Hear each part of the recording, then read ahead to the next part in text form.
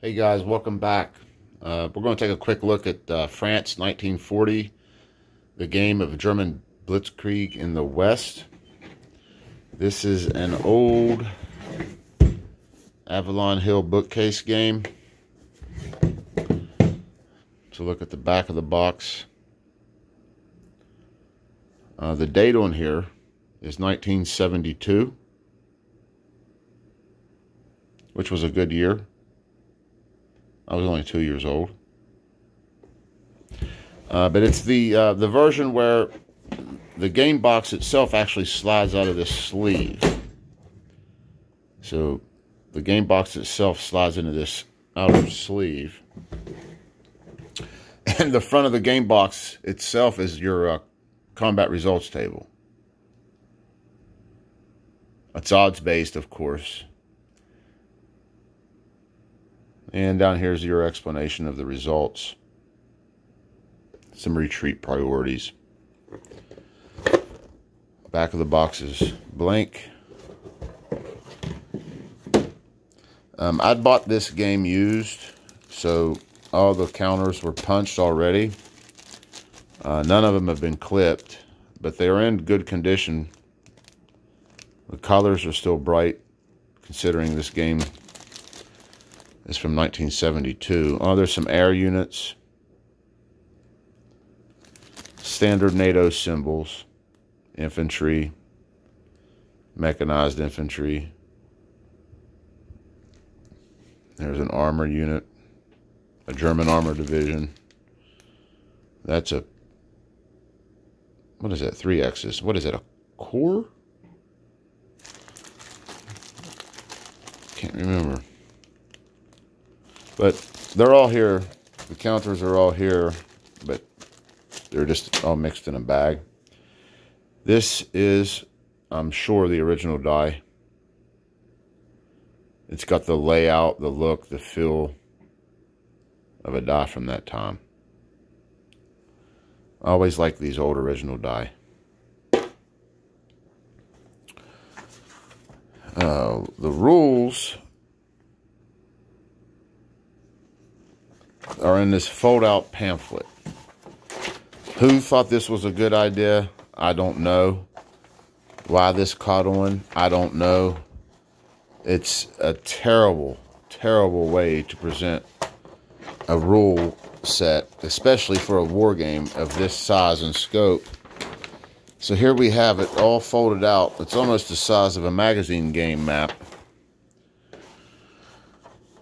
It's going over the different counters that are included. The types.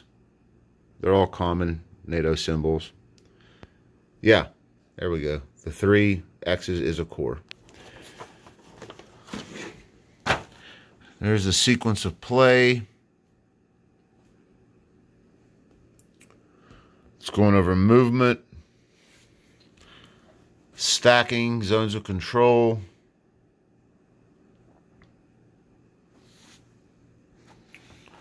Here's another here's another terrain effects chart. At least they did use some color. It's green and black and white. That's just green, if you can't tell. That's a dark green. Almost a pine green. Here it's going over combat.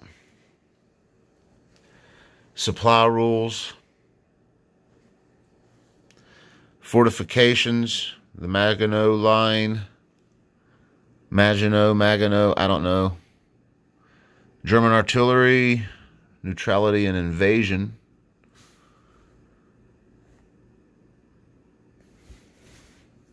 The Netherlands, Belgium, and Luxembourg consider neutral at the beginning, so when Germany invades, you know. Here we're going over air units. It's an explanation of the different types. This one's most likely a bomber. This is probably, I don't know, fighters. I'm not sure. Here's the air superiority table. That's interesting. Different aircraft missions. And we'll flip this over.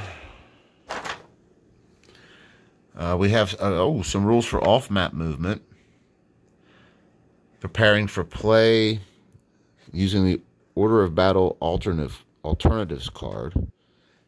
Here's the summary of the order of battle alternatives.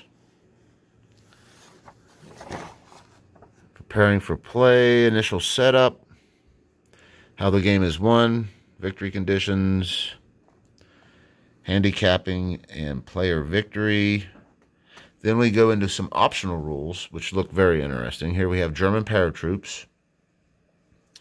Both columns of this page can find simply all about German paratroops. Over here we have mild winter fortifications, variable victory conditions, sea evacuation of Allied units, and here we have a we'll get back to that. Up here's the hex grid. This is how to read a hex grid. So this here is interesting. This is the play-by-mail combat results table. Not play-by-email. This is play-by-mail. I'm old enough to remember when this was a thing. It was not a big thing when I was a younger person, but I still remember it. It was still a thing. Why the combat results table is different, I don't know.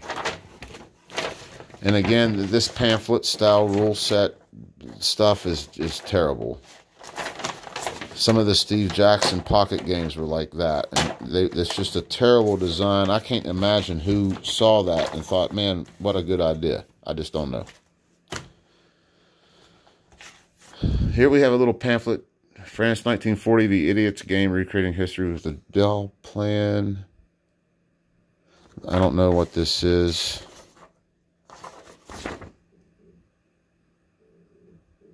Maybe it's just an overview of what actually happened during the campaign. Little pamphlet.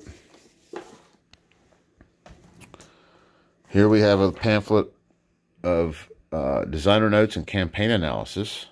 It's actually a little booklet, not a pamphlet. It's going over orders of battle.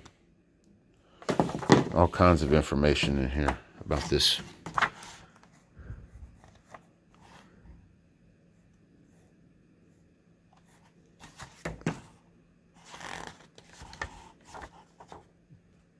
"23 pages of designer notes and campaign analysis, a little bit of history.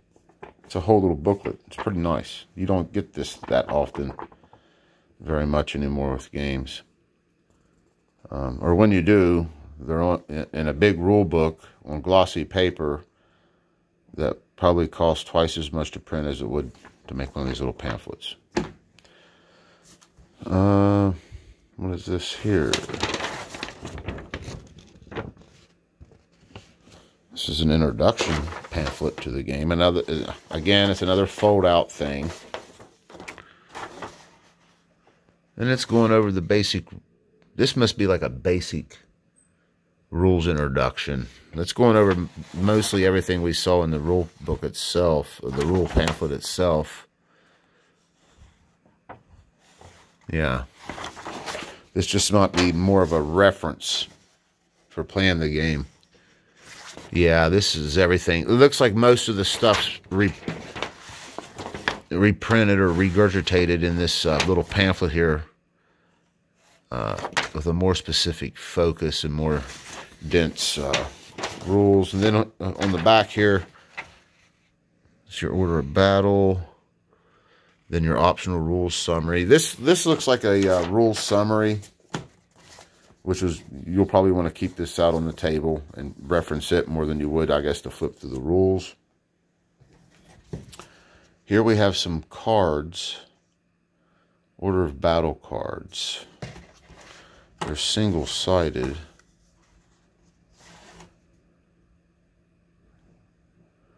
I'm not sure. Battle alternative. Oh, these might just be used for the alternative, that alternative rule stuff. Yeah. Okay. Fair enough. You get a couple sets of these between Allied France and Germany. I'm not sure what those are used for. Some kind of different reinforcement and setup schedule, perhaps. Then we have the map. It's one big map. Hard mounted though, like they all were back in those days, from Avalon Hill. Probably the same size as your standard board gaming map. Of course, it's got a hex grid on it.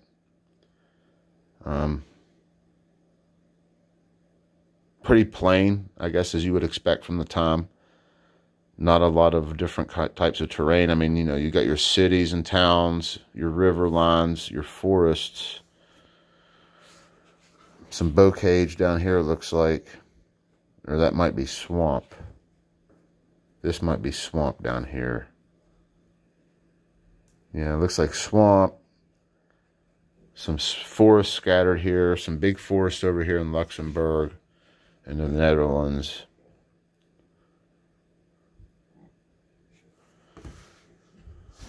This is the Maginot Line down here. So a pretty basic map. Pretty plain, but that's what you would expect for the time.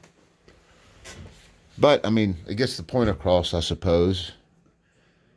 Any terrain they felt that was important, they included, which ain't much.